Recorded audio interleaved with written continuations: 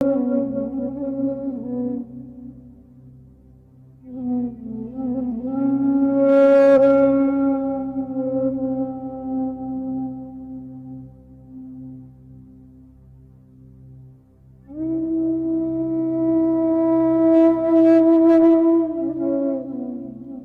माता, आपने कहा था ना कि जिन लोगों ने आपका सुहाग लूटा है उनका वंश मिट जाए। मैंने उनके वंश के नाश की राह पर प्रथम पग धर लिया है माते। जिन लोगों ने आपकी मांग में वैधव्य की राख मल दी थी, मैंने उनका जीवन मिट्टी में मिला दिया है।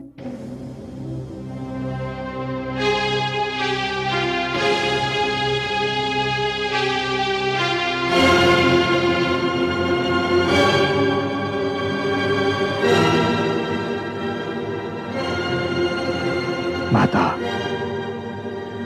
अब तो आपके हृदय को शांति मिली।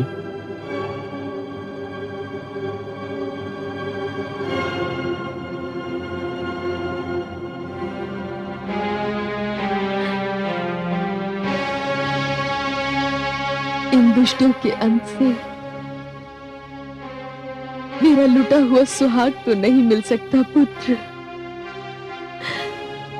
किंतु मुझे हर्ष अवश्य है कि पाप और अन्याय को दंड मिल गया है। नहीं तो हर बलवान यही समझता कि निर्बल पर अत्याचार के विरोध का प्रचलन समाप्त हो चुका है। माता, मैं यही बात सिद्ध करना चाहता था माता, कि हर निर्बल पर अत्याचार करने वाला बलवान ये जान ले कि निर्बल और उसके बीच कोई परशुराम भी आ सकता है, जो उसका विरोध भी कर सकता है, उसका अंत भी कर सकता है। किंतु पुत्र, जब तक आवश्यकता ना हो विरोध ना ही करें तो अच्छा है। मैं तुम्हें दोष नहीं देती, किंतु यदि एक ऋषि पुत्र की दृष्टि से करुणा ही चली गई तो ये समस्त संसार के लिए बहुत ही दुखद घटना होगी। मुझे आज भी मेरे पति के सिद्धांतों से प्रेम है, और सत्य कहूं तो ये प्रेम अब और भी बढ़ गया है। बातें, आप मुझे दोषी समझ रही हैं? नहीं पुत्र, मैं किसी को दोषी नहीं समझती, ना तुम्हें और ना ही अपने स्वर्गीय पति को। नियति के लेख को दोष देना व्यर्थ है। पर माता, कदाचित आपको ज्ञात नहीं है कि मैं इस संसार में एक निश्चित लक्ष्य लेकर आया हूं। अभी तो मुझे उन क्षत्रियों के रक्त से पिताश्री का तर्पण करना है माता, जिन्होंने समस्त ऋषिगण का जीवन नरक बना दिया था, जिन्होंने विद्यार्थियों के हाथों से पुस्तकें और आचार्यों से उनका धीरज छीन लिया था। माता, मैंने सरियानावत में जो कुंड बनाया है, उस कुंड को क्षत्रियों के रक्त से भरना है। मैंने आपको यह वचन दिया था माता, और वो वचन मैं अवश्य निभाऊंगा। माता, बस मुझे आपका आशीर्वाद चाहिए माता, आपका आशीर्वाद।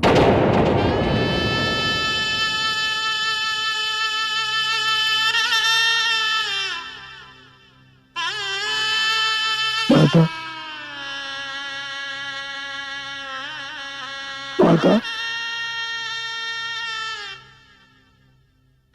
माता, माता, माता, माता, माता। अनुज, क्या हुआ इनको?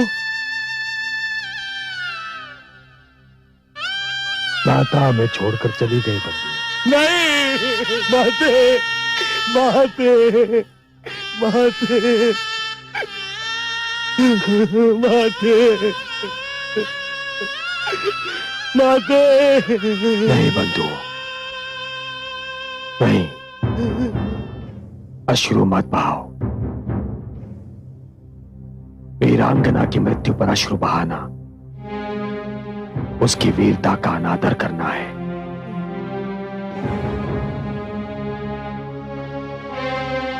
माता ने हमें जीवन भर हर दुख और कठिनाई का धैर्य से सामना करने की शिक्षा दी, और ऐसी वीर स्त्री की आंखें बंद होते ही हम उसी की दी हुई शिक्षा को भुला देंगे? नहीं, नहीं। किंतु अब हम आशीर्वाद किससे मांगेंगे? कौन देगा हमें आशीर्वाद? माता तो हमें आशीर्वाद देकर गई है बंधु।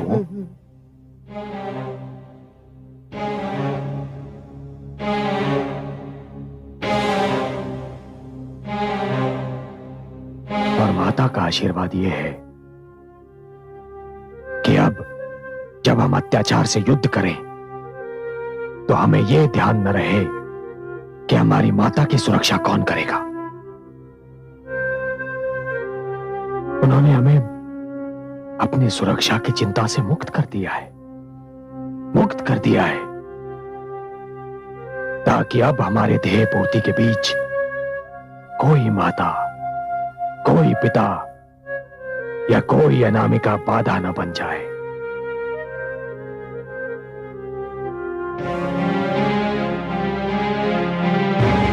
अब मेरे लिए संसार में केवल दो ही वस्तुएं बची है,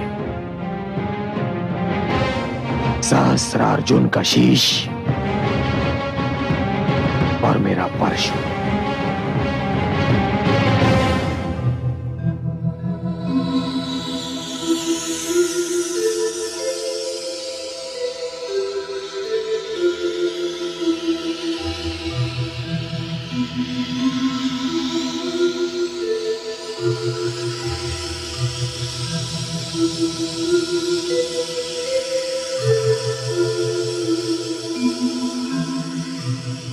प्रणाम माते। आयुष्मान भव। तुम्हें देखने को मेरे नयन तरस गए हैं पुत्र। कई कई दिन बीत जाते हैं तुम्हें देखे बिना। तुम क्या जानो माँ की ममता क्या होती है पुत्र। जानता हूँ माते, जानता हूँ मैं। माते, मैं आपकी ममता का ऋण नहीं चुका पा रहा हूँ।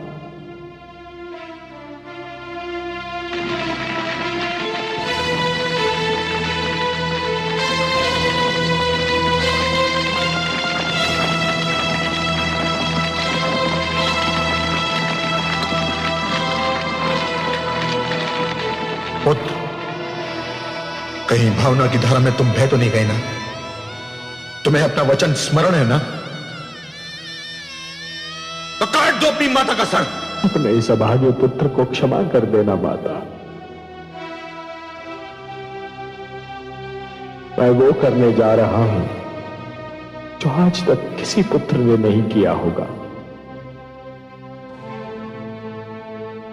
और ईश्वर ना करे कि आज के उपरांत किसी पुत्र को करना पड़ जाए। क्षमा माते, क्षमा।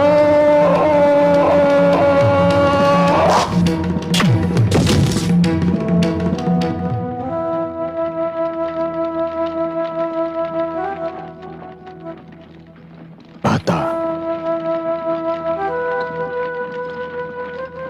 अंतिम विदा देने आया हूं माता। मेरा प्रणाम स्वीकार कीजिए।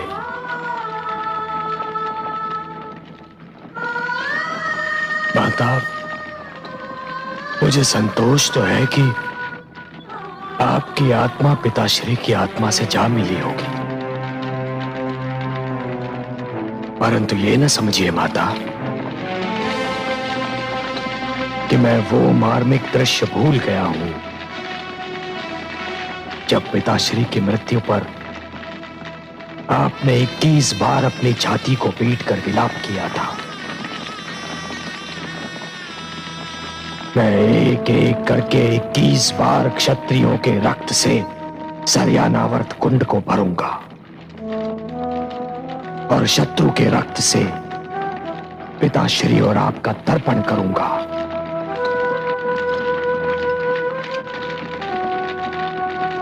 ये आपका ऋण है मुझ पर माता, ऋण है मुझ पर। मुझे आपकी शपथ माता, आपकी शपथ, यदि मैं ऐसा ना करूं तो घोर नरक में चला जाऊं और ऋषि जमदग्नि तथा देवी रेणुका का पुत्र ना कहलाऊं।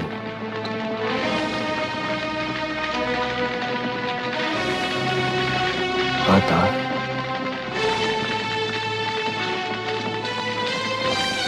आज अपने आप को एकदम अकेला महसूस कर रहा हूं माता, अकेला पड़ गया हूं, क्योंकि आप तो वो माता हैं जिसने अपने पुत्र की हर त्रुटि और सारे अपराध हंसते हंसते क्षमा कर दिए। माता, हर पुत्र का प्रथम संस्कार माता के हाथों होता है और माता का अंतिम संस्कार पुत्र के हाथों। यह अग्निदान स्वीकार कीजिए माता, यह अंतिम अग्नि संस्कार स्वीकार कीजिए।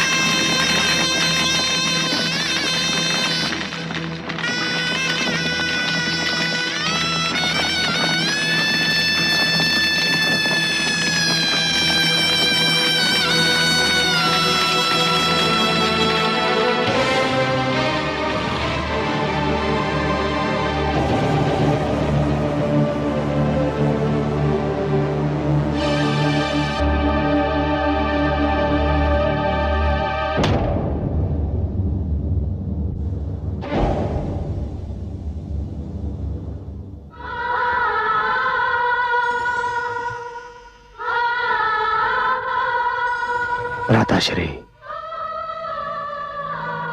अधिकारों के इस महायज्ञ में पिताश्री की आहुति चढ़ गई।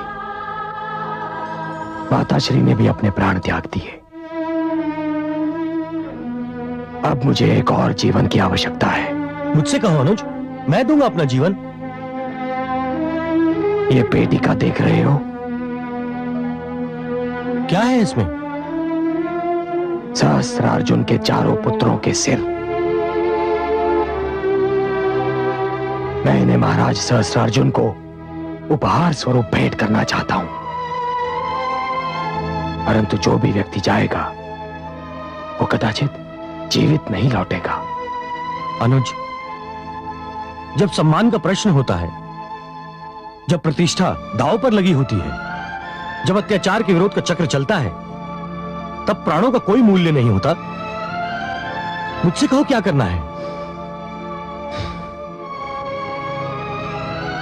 इसे महाराज सहस्त्रार्जुन के सेनापति को भेंट करो मेरी ओर से, और इसे ये निवेदन करो कि इसे केवल महाराज सहस्त्रार्जुन ही खोलेंगे।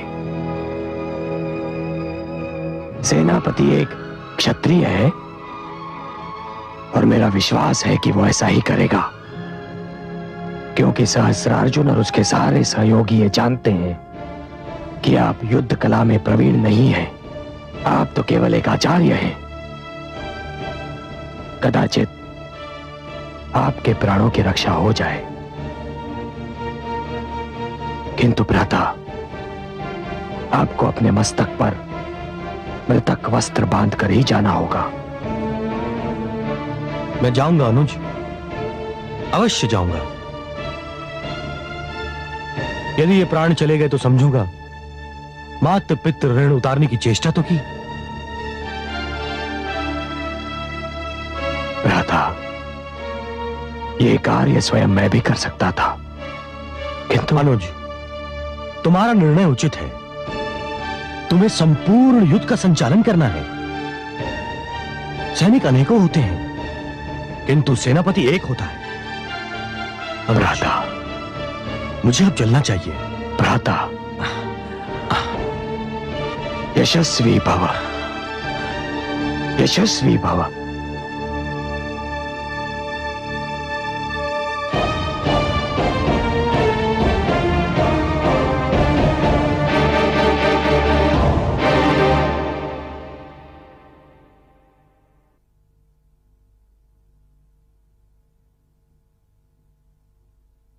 आइए आचार्य कलश।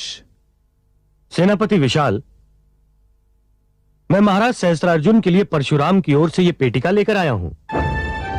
इसमें महाराज के लिए एक भेंट भी है और एक संदेश भी।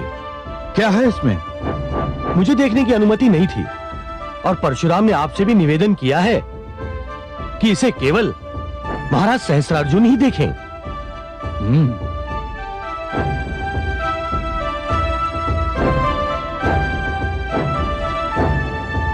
पेटिका की बनावट देखकर तो ऐसा लगता है कि परशुराम ने हमारे महाराज के लिए कोई अनमोल भेंट भेजी है और राज की सैनिक तैयारियां देखकर घबरा गया है परशुराम। एक सशस्त्र बड़ी सेना का सामना करना इतना सरल नहीं होता आचार्य कलश। यह पेटिका आप द्वारा लाई गई है, इसलिए मुझे इसमें कुछ भी संदेह योग्य नहीं लगता। मैं इस पेटिका को महाराज तक पहुंचा दूंगा। आप जा सकते हैं।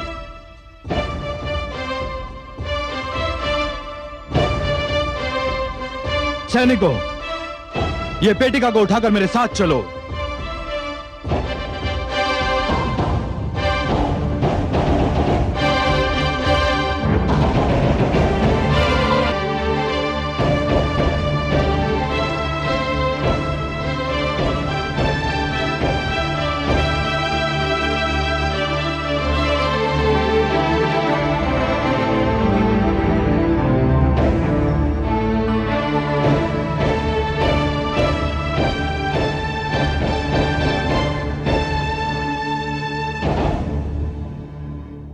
कहो महामंत्री, कोई सूचना मिली कि हमारे चारों पुत्रों को जिन राज्यों में पहुंचना था, क्या वो वहां पहुंच गए? अब तक तो कोई सूचना नहीं मिली महाराज। यह तो बड़ी चिंता का विषय है।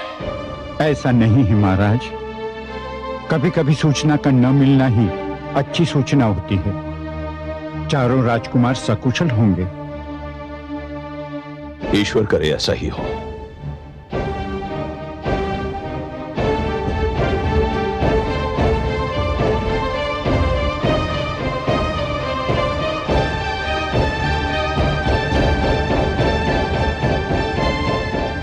महाराज की जय हो। महाराज, परशुराम ने आपके लिए कुछ भेजा है।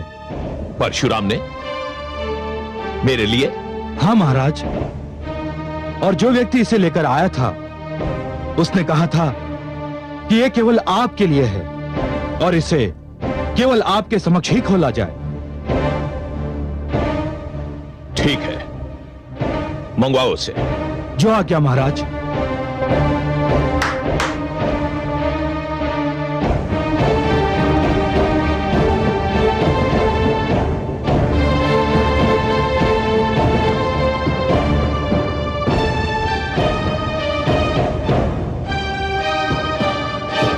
मारो इसे।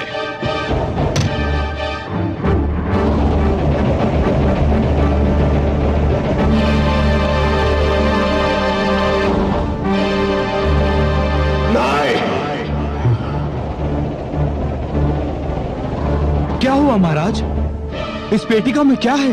हे ईश्वर, राजकुमारों के कटे हुए सर। क्या क्या क्या? नहीं, नहीं, नहीं ईश्वर, नहीं, नहीं ईश्वर, नहीं ईश्वर, नहीं ईश्वर। यह दृश्य देखने से पहले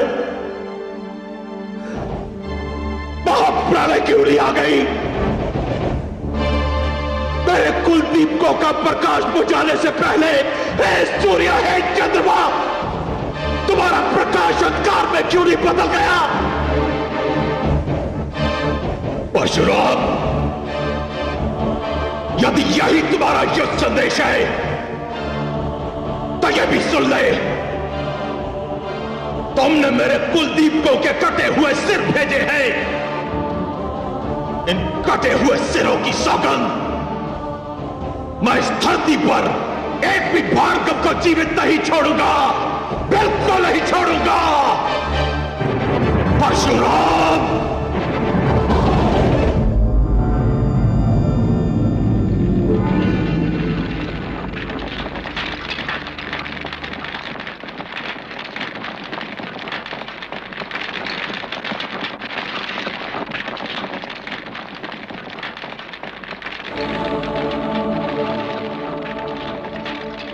मैं अपने वंश के कुलदीपकों को बुझता हुआ देख चुका हूं। आज उनकी जलती हुई चिताएं भी देख रहा हूं। मेरे वीर पुत्रों, मैं नहीं जानता कि तुम्हें अपने कर्मों का दंड मिला है या तुम्हें मेरे कर्मों का दंड मिला है। मेरा दुर्भाग्य तो यह है कि मैं तो तुम चारों के मृत शरीर भी प्राप्त नहीं कर सका। तुम्हें अग्नि देने के पश्चात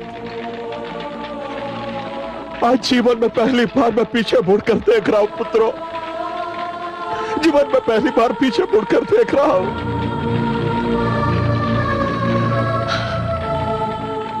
मैं देख रहा हूं उस सहस्रार्जुन को जो महान कृतवीर्य का पुत्र और जगत नियंता का पुत्र, सहस्त्र बाहुओं का बल रखने वाला। हां, यही भगवान दत्तात्रेय ने मुझे वरदान दिया था। मेरे तप से प्रसन्न होकर आज मैं सोच रहा हूं कि वो तपस्वी कहां चला गया। आज मैं सोच रहा हूं कि ये सम्राट मेरे अंदर कैसे प्रवेश कर गया। लोगों के जीवन की यात्रा संन्यास पर समाप्त होती है, परंतु मेरे जीवन की यात्रा तो संन्यास से प्रारंभ हुई थी।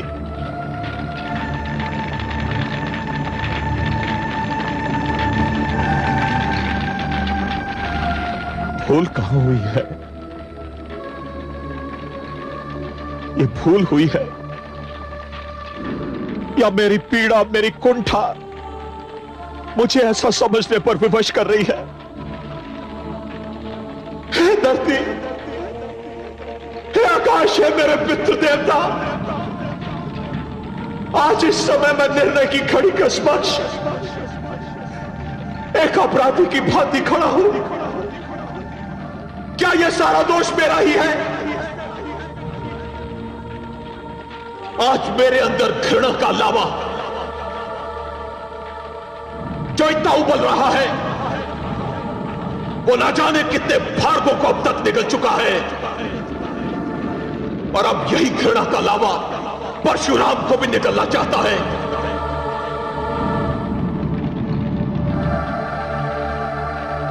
हाँ महाराज, यही सत्य है।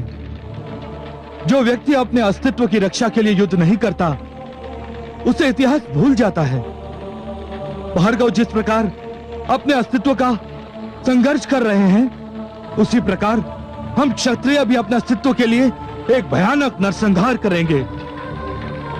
इस समय आप अकेले नहीं, आपके साथ 21 महाशक्तियां हैं। महाराज, विजय की देवी इस समय हमारी प्रतीक्षा में है और हमारा स्वागत करने के लिए तत्पर है। उठाइए तलवार।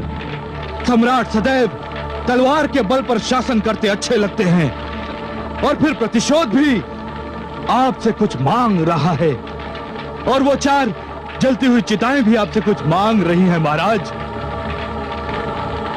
आपने सत्य कहा है, आपने सत्य कहा है।